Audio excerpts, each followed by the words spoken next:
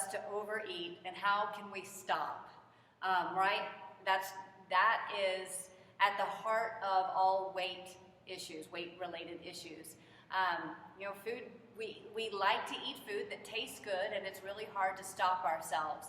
So I thought maybe I'd give you a few tips on how you can push that stop button when you are indulging in food that you love.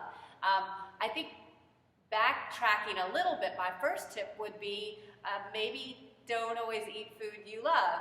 I know it sounds silly, but I've been working with veterans for so many years.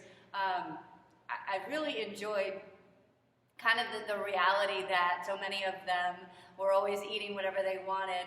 And I can relate because I'm guilty of that too. And there's this desire we have to not eat healthy food because healthy food we think tastes bad. But the reality is, as you start eating healthy food, you start to develop a taste for it, and it tastes good. Here's the thing, food that is not good for you, it is hard to stop eating.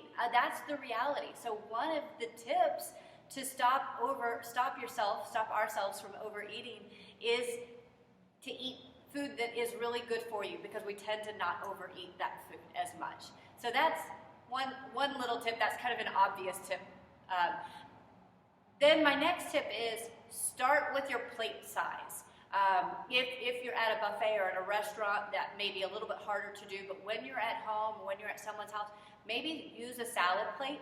You'd be amazed at how our eyes start the process of overeating. So, we see food and we start loading it up before we've even tasted it, and so it's real easy to make a plate of food that's just too much for us in the first place.